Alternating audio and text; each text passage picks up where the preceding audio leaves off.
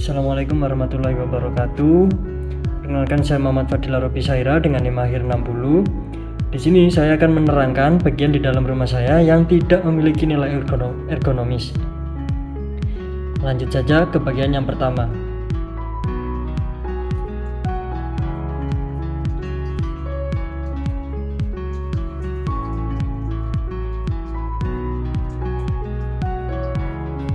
Seperti yang kita lihat, di dalam kamar ini terdapat sebuah kulkas yang tidak semestinya berada di dalam ruang tidur. Penempatan kulkas di kamar tidur yang bukan hanya mengganggu estetika dan kenyamanan, tetapi juga menimbulkan beberapa masalah ergonomika yang perlu diperhatikan. Penempatan kulkas di kamar tidur dapat mengganggu kenyamanan tidur dan kesehatan penghuninya. Yang pertama, kulkas menghasilkan suara dan getaran yang dapat mengganggu kualitas tidur. Tidur yang terganggu dapat menyebabkan kelelahan dan menurunkan produktivitas. Kemudian yang kedua, kulkas menghasilkan panas dan kelembapan di sekitarnya yang dapat mempengaruhi sirkulasi udara di kamar sehingga menimbulkan suasana yang kurang sehat dan berpotensi menyebabkan permasalahan pernafasan. Kemudian yang ketiga, penempatan kulkas di kamar tidur juga mengurangi ruang gerak dan tata letak ruangan yang ergonomis. Ruang yang sempit dan penempatan barang yang tidak tepat dapat menyebabkan postur tubuh yang buruk saat bergerak, berpotensi menimbulkan ketegangan otot dan cedera. Oleh karena itu, dari sudut pandang ergonomika, kulkas sebaiknya ditempatkan di area dapur atau ruang khusus yang penyimpanan makanan yang memiliki ventilasi baik dan tidak mengganggu aktivitas utama penghuni kamar tidur.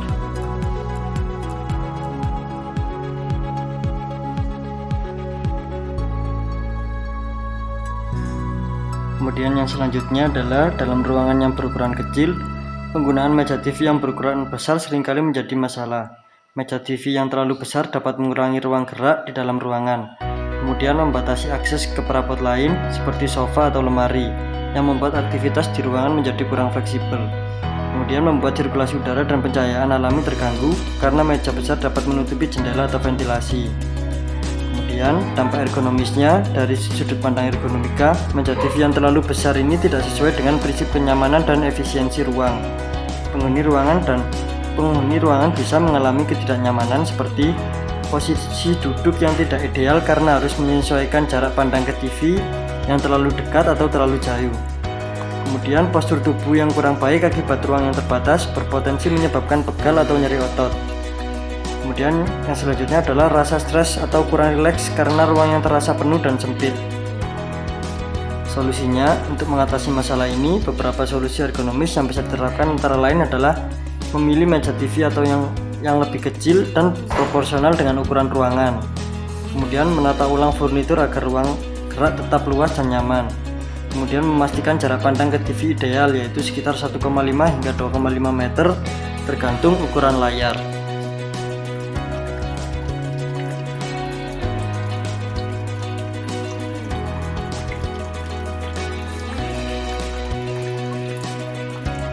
Minimnya pencahayaan di kamar mandi bukan hanya masalah estetika, tapi juga berpengaruh besar terhadap kenyamanan dan keselamatan pengguna. Dengan menerapkan prinsip ergonomika dalam desain pencahayaan kamar mandi, kita bisa menciptakan ruang yang lebih nyaman, aman, dan efisien untuk digunakan sehari-hari. Dampak ergonomis dari minimnya pencahayaan yaitu pencahayaan yang buruk dapat mengganggu fungsi visual kita dan menyebabkan ketegangan mata, kelelahan, serta potensi cedera. Ini tentu saja bertentangan dengan prinsip ergonomika yang mengutamakan kenyamanan dan keselamatan pengguna.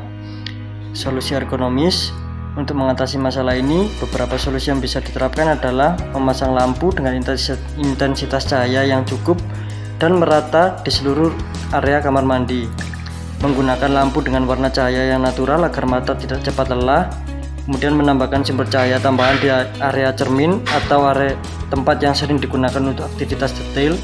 Kemudian memastikan instalasi listrik aman dan tahan terhadap kelembapan.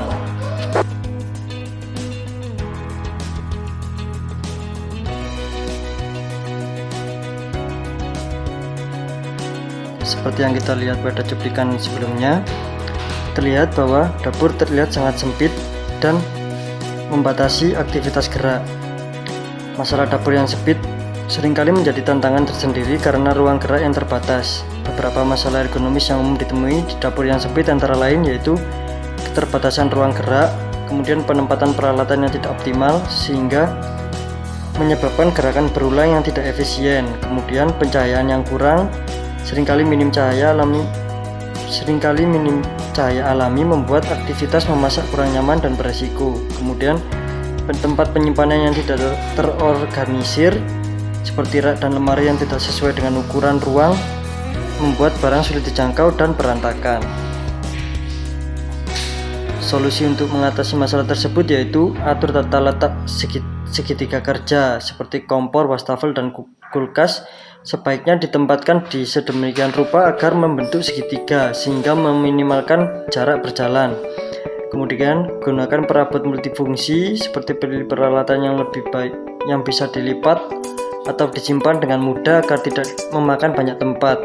Kemudian memperbaiki pencahayaan, menambah lampu yang hemat energi agar area kerja lebih jelas dan aman. Kemudian perhatikan postur saat bekerja, gunakan alas anti selip dan matras ergonomis untuk mengurangi tekanan pada kaki dan punggung.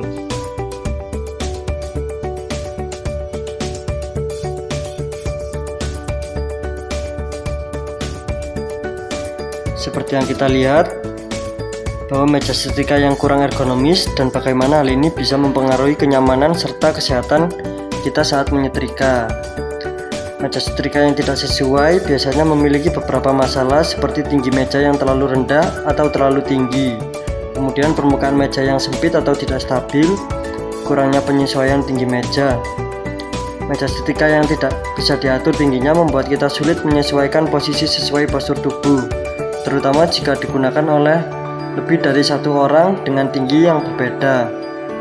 Kemudian, solusi untuk mengatasi masalah ini adalah pilihlah meja setrika dengan tinggi yang bisa disesuaikan agar sesuai dengan tinggi badan pengguna. Pastikan permukaan meja cukup luas dan stabil untuk menaruh setrika dan pakaian dengan aman. Kemudian, jika memungkinkan, gunakan kursi ergonomis saat menyetrika untuk mengurangi beban pada punggung. Dengan memperhatikan aspek ergonomika pada meja setrika, kita bisa menjaga kesehatan tubuh dan membuat aktivitas menyetrika jadi lebih nyaman dan efisien. Nah, demikian tadi serangkaian tugas dari mata kuliah ergonomika. Sekian, mohon maaf bila ada kekurangan. Wassalamualaikum warahmatullahi wabarakatuh.